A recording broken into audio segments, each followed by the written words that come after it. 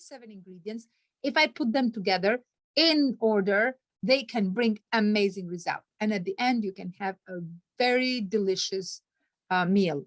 And this is what I did. I just prepared the recipe based on different ingredients. And the very first ingredient for you to start a business and to make sure that you're starting it in the right way to be successful.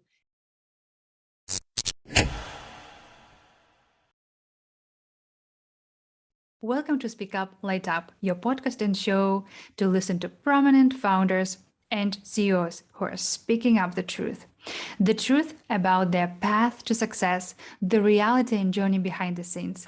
And we are opening up conversations about important topics that shape the reality we are living in today. And for your reality, we are lighting up with some tangible solutions, proven strategies, and applicable tools to create a greater life for you, for society, for humanity in general. Join our movement. Our purpose is encouraging and inspiring our listeners and viewers to speak up. Share your voice. Your voice matters. Your voice must be heard. I'm your host, Valerie Prasetio. I'm very happy to introduce our very first guest today, and her appearance here is very symbolical because her famous phrase, if you want to empower a woman, give her a microphone, became famous not only in global women community, but also in many media channels like Forbes, but also among a lot of international women empowerment communities. So let's welcome Mirela Sula, a global influencer, international speaker, founder of Global Women platform, app, business academy.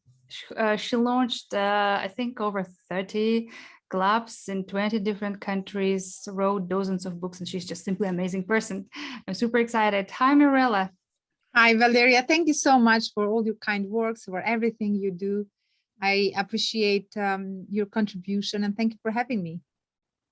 Thank you for your time. And, over 7 years in the industry and empowering millions of women, transforming their lives, their businesses, their brands, and, featuring celebrities like, Jennifer Aniston, Lady Gaga, J.Lo, and doing more and more like impact.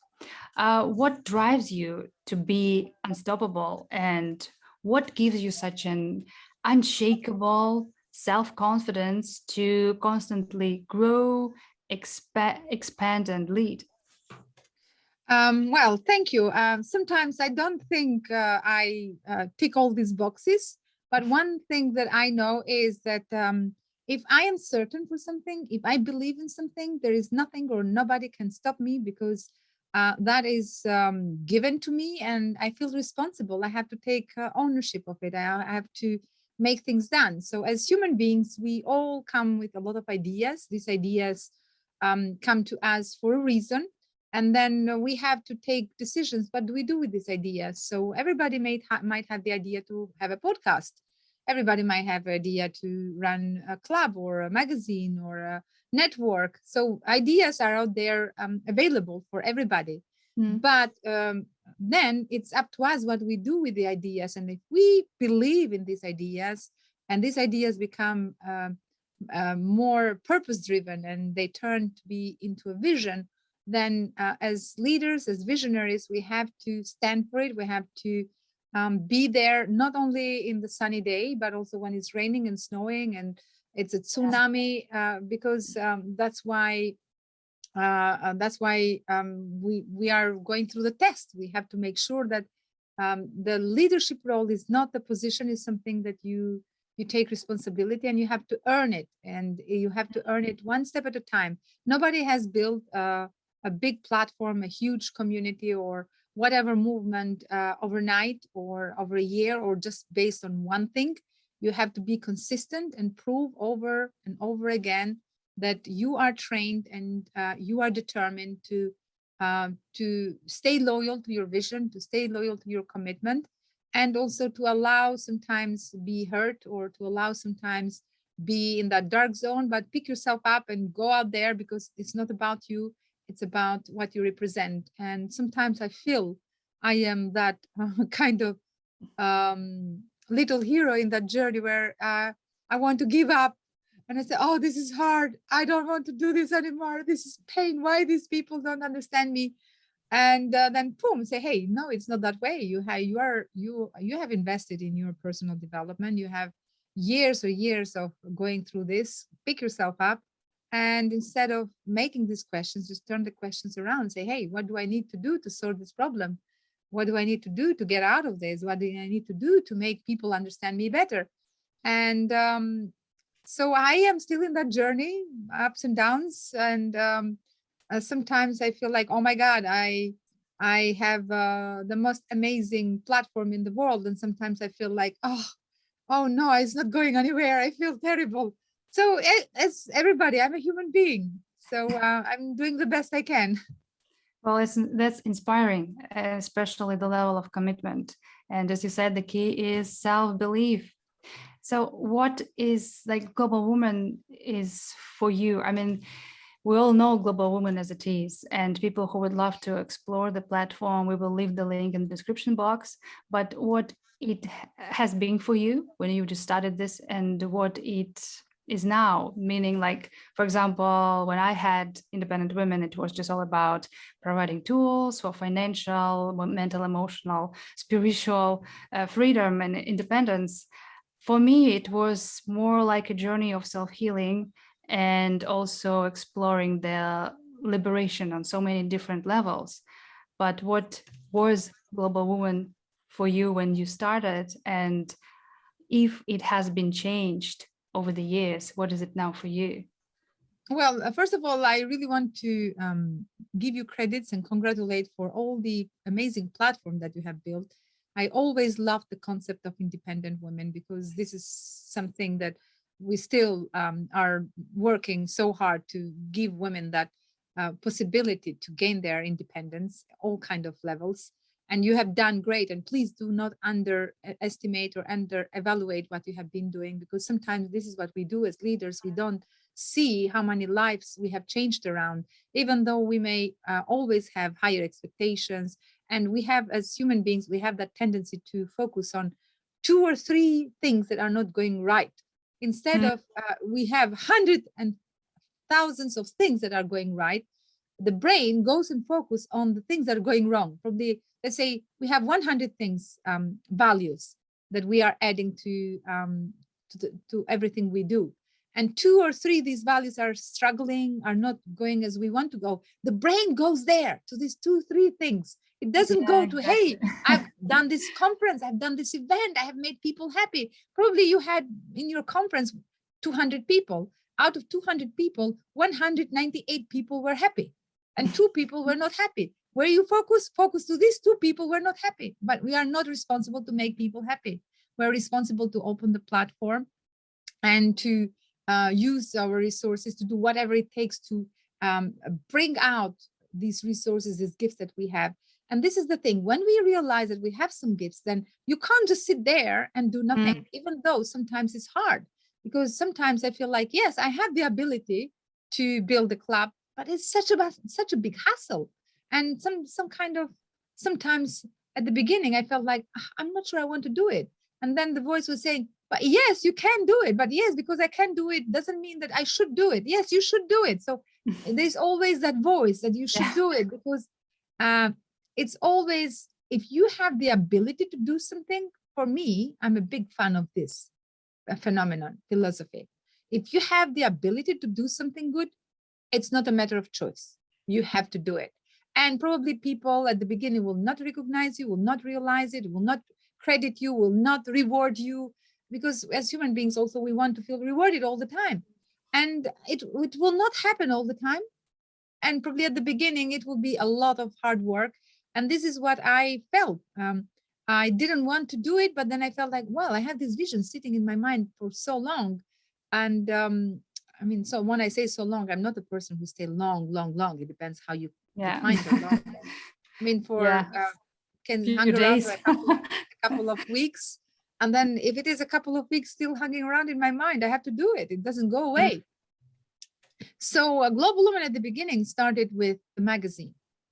And I thought that's my passion. I always worked with the media, always. I loved, even though my background is in psychology.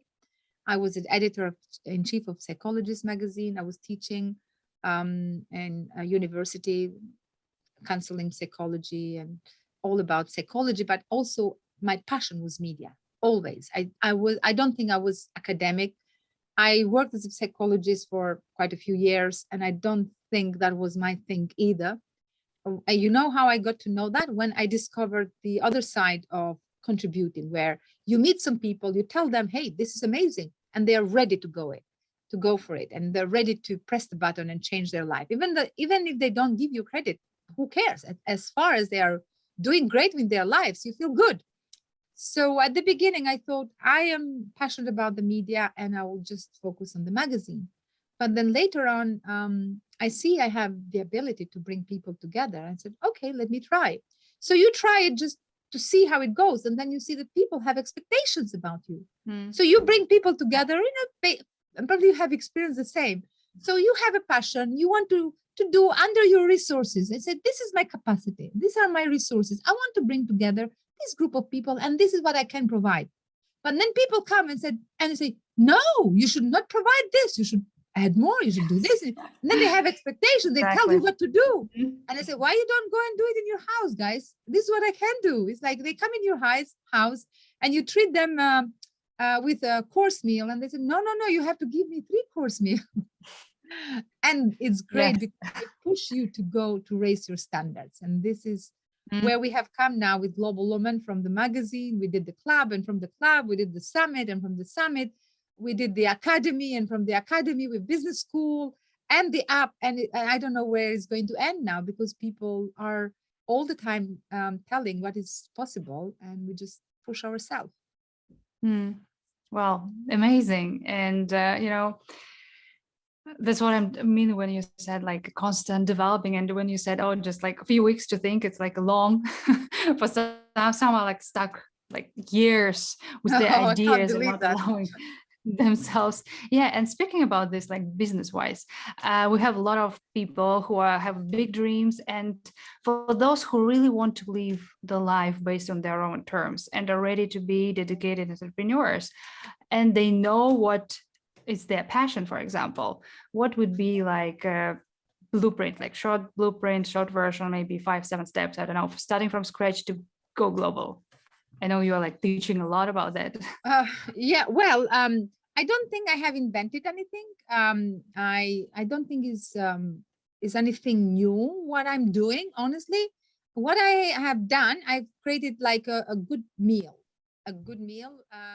putting the ingredients that I didn't invent. I just picked the ingredients, 7 ingredients, like this ingredient, these 7 ingredients.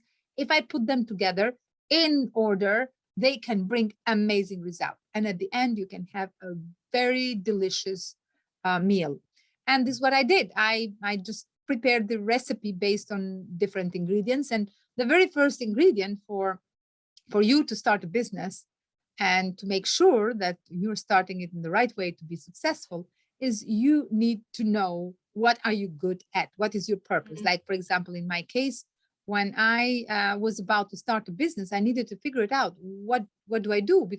And it has to come from you, not from other people. I always say you can be a great student, but not a good follower.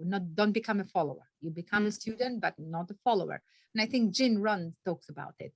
And this is what I was doing. I was going all over, and somebody was saying, hey, you have a background in media, do the media. Hey, you have a background in psychology, do psychology. Or, hey, you have experience in book publishing, do book publishing. So all kind of ideas. And then I just asked myself this question, what I'm passionate about, what is something that I'm good at, and it doesn't exclude everything that I do. So my purpose definitely has always been to stand for women in my way. I mean, and I always say, if you want to stand for a global movement, that you need to find your seat, because you stand where you sit. So when I was in Albania, I could stand for women in the village, for example, but that's it. So when I moved to London, then I said, hey, I have a bigger seat. So how about I stand for something bigger because I can reach more people from where I am, geographically and politically and socially and all kind of levels. It was a really good step for me to start believing that I can do something bigger. That's number one. So you need to find, first of all, what is your purpose and find your seat. That is step number one. Because if you have a purpose, a big one, and that also needs to be translated into a vision, because there are two different things. The purpose is what drives you, what wakes you up in the morning, what you're passionate, what you stand for, what you fight for. And in my case was women. I remember since I was a child, I used to stand for my mother when she was abused. Said, you do not dare to touch my mother. I don't accept that. So I always had that kind of feeling that when I grow up, I want to stand for this. And that's why I did work a lot on the field of domestic abuse. Number one. But then I needed to turn it into a vision, because my purpose doesn't give me anything unless I do something with it. So I turned the vision. Where's the difference between the purpose and the vision? The purpose is about others. What do you stand for? Other people. So you're driven to help homeless people, children, mothers, single mothers, immigrants, whatever. So you have kind of purpose to do good in the world, and to you have discovered that gift and you want to give it. Then how you turn that into a vision is that, what do you want to do with it? And then I asked myself a question, what do I do with this purpose? Then the vision became, I want to turn this into a platform. I want to turn this into one of the biggest platforms in the world, where women come and speak and network and feel home and feel safe and build their confidence and empower themselves.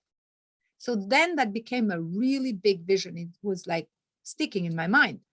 So this is the step number one, the first one. The second one is that a big vision can't sit into a small mind. Yeah. You have to empower this. You have to invest into your personal development, into your personal growth, and to invest in your mindset. Especially, I was coming from a very old patriarchal mindset, and I need to completely detox my mind, reprogram my mind, reinvent myself, and bring myself into a place where I am a new person. Because with my old person, I would even be able to heal myself or to empower myself. First, you have to empower yourself, and then you are able to empower others, because you can't give something that you don't have. Number three, if you really want, so these two are really important, the most important thing, that first steps that we teach when our students come to the business school, and they say, hey, is this business or healing? Or until you heal yourself, you can't go anywhere. And you do the same, Valeria. Yeah. And the third step is platform, the third P. You have to build a platform, because if you have a message, if you have a vision, you need people with you. You can't achieve things alone. Nobody has achieved things alone. You need to bring people along.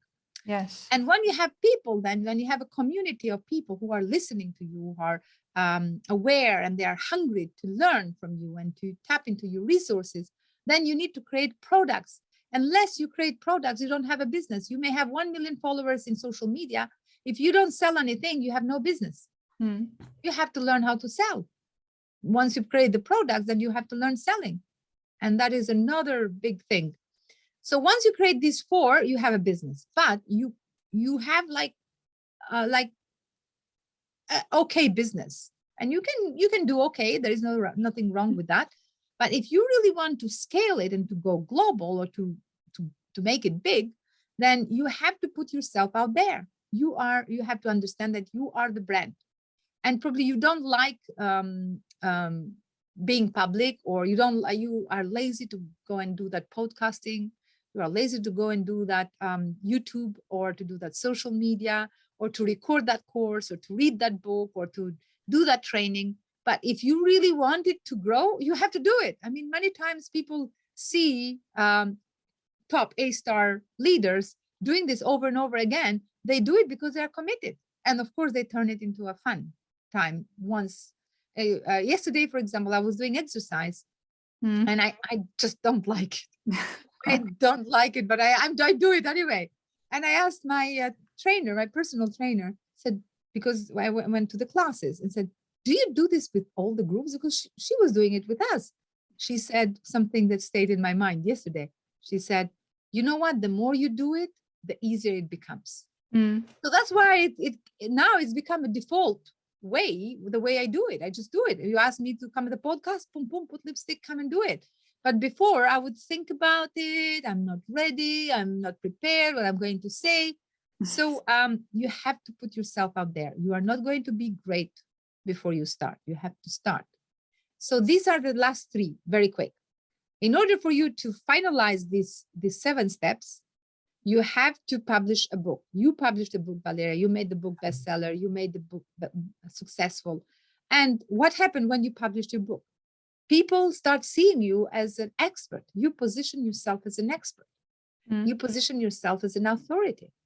Because now, based on the book that you have written, which is amazing, and I recommend everybody to read your book, honestly, because I was absolutely loved when I read your book, and it's all about business and champions, how to be a champion in your business, and you need to be a champion in your business. Otherwise, who is going to be if not you? So publish a book. And when I say publish a book, I'm not saying you should be a writer. You are not good in writing at all. You don't need to be good in writing. You need to be good in business. If you are good in business, you know how to be an author. You put tips, how to be a champion. For example, Valeria was a champion. You did a book, how to be a champion in any level of your life. If you are, I don't know, a personal trainer, you just write a book, how to stay fit. If you are a chef, you just write how to eat well. So there are so many ways you can put yourself as an author. The 6th one is PR. Put yourself out there. Any opportunity you have for podcasting, publicity, media, magazine, TV, radio, whatever, just use it every single time. Any opportunity you have. And the final one, which is the top one, and this is a game changer, is the final P, is public speaking. Put yourself to speak in any stage and just take a mic and speak. Speaking gives you confidence. Speaking gives you friends. Speaking gives you authority, credibility, money, business, clients, everything. But until you go to the speaking, you have to do the first 6 steps. You can't go and speak if you don't know your purpose. You can't go and speak if you don't have the confidence. You can't go and speak if you haven't worked your things inside. So that's why you have to do the first 6 things first, because when you go and speak and you show, I'm a published author, that helps a lot. If you go and speak and say, hey, look at the front cover of this magazine, I've been featured, that increases your credibility. So the speaking P is the final one. And once you do that, you just go and sell. And this is how you do business. Yeah, incredible insight. So basically it's purpose, it's your vision, it's your mindset, building a platform, branding, of course, positioning, whether it's book, just to claim your credibility, authority, and of course public speaking. And that's what we're doing every single day to be global, to reach so many markets. So thank you very much, and I hope our listeners, our viewers, are taking notes, because it's super important. And talking about being global, we discussed a business part, but what is also important is basically also because we live in this surrounding, in this environment, and you having a background of being a spokesperson, let's say, for women immigrants, because you also have a background, there is American dream, but I call your like English dream, coming to a new country and rocking, being like a phoenix, reinventing yourself, recreating, building empire from scratch. But having this like global environment from the social perspective, it looks a little bit different, meaning that sometimes, like spiritually wise, I truly believe that we're all united, right? So we're coming from the same source. It doesn't matter where we come from, like from which country I'm in, what language we speak, what is our ethnicity, etc. But I feel that, and we would need to speak up about this, that we are so much separated in this physical world on so many levels, like different countries, religion, languages. And I think with the pandemic, it became in a way extreme. And having this kind of, if I can call it a hypocrisy in a way that, okay, some big companies, they are promoting diversity and inclusivity and globalization, but we do see that some people are still, discriminated just because people start hire people not based on their abilities and skills, but mostly, okay, I need a little bit more diversity in my team, so let's hire this person or that person. And the same happening on the country level, and it also affects entrepreneurs and businesses as well. So what are your strategies to make some kind of changes through your platform, basically unite people? Because I know that you are doing business in a bit different way, more authentic way, and you can see how your community and people who are working with you are very diverse, but it's not coming from the perspective, or it's a trend, or I need to monetize it. It really comes from the heart. So what are your strategies? Well, yeah, thank you for bringing this, because I hear this a lot, and I have experienced it myself as an immigrant woman, as an Albanian woman, as a single mother, as all kind of other labels that we can add up. Yeah. Of course, I have felt that many times. I have felt that not only in this country, I have felt it in my country. And that is typical everywhere. And honestly, before, yes, I used to complain a lot, and I used to create a lot of dramas and traumas and excuses and things. Honestly, it doesn't bother me anymore at all. And you know why? Because I know that this has always been the case, and I don't gain anything by complaining, but I just start making the change myself. Yeah. So instead of saying, why is so hard? Why Albanian people are judged? Why Albanian people are discriminated? Yes, that's the truth. Good. Okay. You discriminate me. I have to prove the opposite.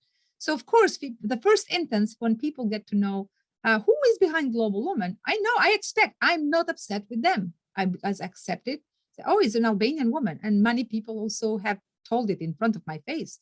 Oh, we never expected an Albanian woman to do this. Oh, Albanian. Oh. And I know, and I'm not upset. I'm not disappointed. And I say, yeah, it's your job is to judge me, and my job is to tell that you're wrong. And people always have that tendency. So I never spend my energy why people don't bring diversity. I try to bring it myself. In my company, even I told you we postponed this this podcast meeting because I was in my director's meeting. And I try, number one thing that I always emphasize in my director's meeting is culture, unity, sisterhood, diversity. For me, these are core values. These are the only things I do not tolerate. I can even in my company, when I have employees, many times it happens that they're young, they do a mistake, they don't perform well. Fine, I let it go. I can tolerate not performing well, and we put extra, work, and we help. But one thing I never have tolerated in my environment when I am responsible, right, is discrimination and racism, or feeling that kind of I'm superior and you are inferior. That is not right for me. I allow it to happen when people do it with me. It's okay, fine. That's the way you do it, fine. But I do not allow it to happen in my environment. And I always emphasize, I do whatever it takes to bring all kind of colors, all kind of cultures, all kind of levels. And sometimes I am judged for one more thing. I haven't said that before, but I have we women have an intuition. Because I give everybody the same hierarchy and say, you never judge somebody based on their financial situation today, because it never ever has existed in the human history, that opportunity that you see somebody who is broke today, and in 1 year time that person is a millionaire. Do not Especially nowadays. nowadays, because everything is possible.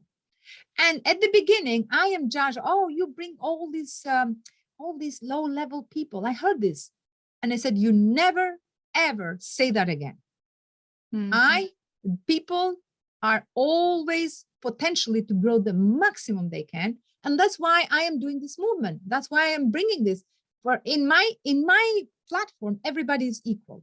The millionaire, the person who is looking for a job, or somebody who has just started, they are all equal. And they all empowered the same way. And that's why women feel so excited when they come to the Global Woman, because they feel empowered. Sometimes it's not strategic in terms of the business, but you decide from the very beginning what is your culture, and that rewards you in long term. So I agree with you. Companies need to take responsibilities to provide that culture, that warmth, that equality, that diversity, because it helps. In long term, it helps. In short terms, it doesn't help, because the environment outside, it's not matching with you. And you feel like, I'm not sure what other people are going to say about me. I don't mind if people say, hey, Global Woman, they don't say it anymore because they've seen the results, but I have heard it at the beginning. Oh, Global Woman just brings like coaches, trainers, they just struggling. Yes, but now they're thriving, and everybody has the potential to thrive. And that's why we come together, because we want to learn. So, yeah, I mean, I could talk forever about this, but my view, and there's no right and wrong, but. Yeah, but thank you for sharing that, because, we have to more like shift, I would say, level up our common consciousness, I don't know, mindset and about these things, because instead of focusing on differences and studying wars, being violent, we have to focus on what kind of greatness we have inside, and that it's all about. And that doesn't matter who you are, where you're coming from. But I have a hope that, for example, in metaverse, where you can be whoever you want to be, do whatever you want to be, and build whatever you want to build. We have a completely different level of operating, and unless the humanity screw it again. But I'm very excited about the space, because more and more women are taking leadership positions in so many projects in Web3 space, including like crypto art. So what is your relationship to that, in terms of do you believe it's the future, this is technology to stay, or it's just a trend, it's a bubble? Because there are still like so many years, so many like proven amazing projects that are still existing, and people are still debating. And maybe you have future for your platform to go to metaverse space. Well, I like the concept of metaverse, because I always believe that the universal mind is connected with the individual mind. So as individuals, we are always connected with something more universal. And visualizing ourselves living into a metaverse where everything is possible, there is no limit, potentially everything is available out there. You just need to move and make things happen. I love this concept where people can push themselves for something greater and for something bigger. Now, when it comes to crypto, like everything new, people always resist to change, resist to things that are new and not known for them. And usually I'm a person which I love. I want to be one of the first people to go and experience and explore, and I love new things. But I must say, yes, I have interest in crypto, and I've been studying in terms of NFT, if there is something we can create with Global Woman. But sometimes, especially when you come to a level where you are establishing something more traditional, then you don't want to diverse and distract your energy. Yeah. And because that takes quite a lot. It's not my nature to understand this kind of things, because some people are just gifted. For example, young people, put them into the NFT or crypto or Bitcoins or whatever, they get it immediately. In my case, I need to focus, I need to study, I need to spend quite a lot of time to understand, which I have done quite a bit, but I am not like the expert on that, and I can't give any advice. I am curious when I see something happening. I'm curious, I jump into it. I want to explore and study, but I am not like passionate about it. I'm just like observer and doing tiny little bits just to not be out of the crowd. But I would not say I'm an expert to advise anybody. Mm. Well, but talking about the traditional way, where do you see the women empowerment and industry in general?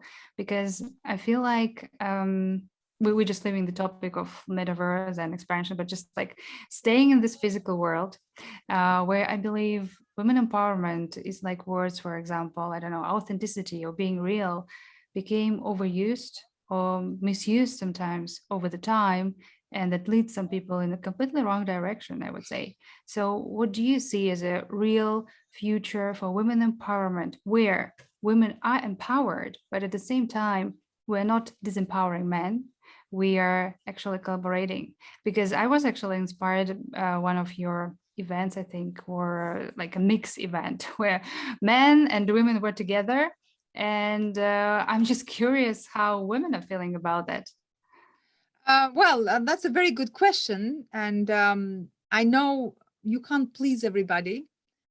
Some people Yeah, would sure. say, yes, we want men to come and be part of our movement. And some would say, no, no, no, we want it alone. So it's so hard to please everybody. What I can say is that I hear you, and you have raised some very valid concerns. That's true, where sometimes we overuse it and misuse it. But one big truth is that it never has been, ever has been a better time in the human history to be a woman. It's such a great time to be a woman. And I'm so grateful every single day. I wake up saying, thanks God, I was born in this time, and I was not born in my mother's time or in my grandmother's time or grandmother's time, because I don't know how I would survive. I would die. Oh my God, I feel so bad for them. I feel really bad for them. And I am grateful that I live at this time where I have the freedom to speak, to do things, and I choose what I want to do. I choose what I want to buy. I choose where I want to go, with who I want to stay, where I want to go, where I want to travel, where I want to, all kind of things. It was not a case in my mother's time. Yeah. You have no choices. And women even couldn't go to the store without the permission of their husband.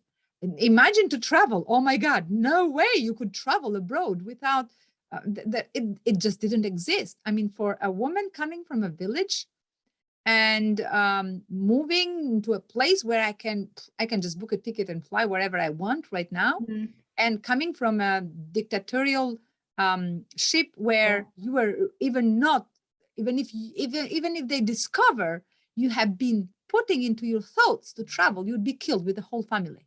Even if you put in your thought. So I am grateful for that. Number one. Number two, I'm grateful that the movement of women is going viral. Now, the thing is that we are all over the world. We are all moving, doing something, bringing some change. But we don't have a manual. We're just doing it, just following each other. We are absolutely much better than we used to be. Because also in the past, women used to hate each other a lot. Yes. Oh my God, a lot. The biggest enemy of women were other women. And you have heard that expression. It's coming less and less, honestly, because of independent women, global women, all kind of women organizations. You know, when you speak and speak and speak about it, you are increasing the positive level of energy and vibration.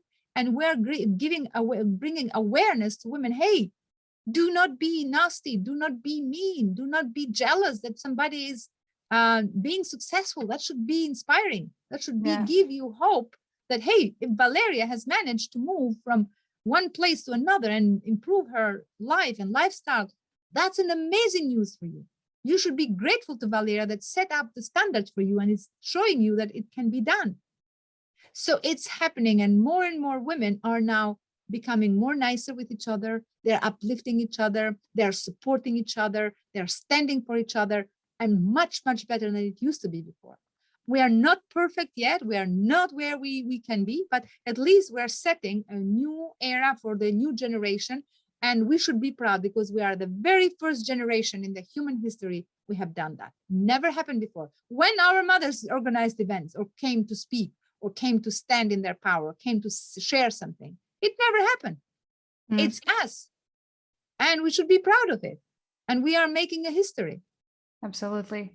And I think hate comes from pain, of course. And oh, yes, having these opportunities nowadays, what we have and what all the women leaders in the world are doing, providing each other the opportunity to speak up, to be who you are and appreciate and be really valued and see like the greatness in every single person.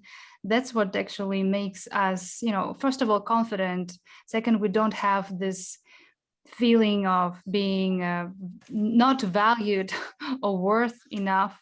And that's really with uplifting each other and raising this confidence. I think that's how we're growing, because that's how we're impacting every single person who is in our life, whether it's family members, employees, or people with whom we're collaborating. So that's why we are promoting this kind of values, to just together grow, together rise, together change this world if you want.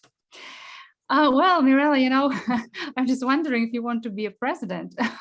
Oh, no, I never aspired. I had some offers, but to enter the politics, I said, no, thank you. I am so happy where I am. But I think if you are up to this, you can do that. Well, the very last thing, I believe we are all creators of our own universe, and we are impacting every single person who we have in our life. So as a Mirela creator, what would be your message to people? What your voice would like to project to people in order to help them, to inspire them, to elevate them, to light up? Well, first of all, I would say, please, please, please do not leave this world, this planet, this place where you have come without discovering what are you meant to do here. Right?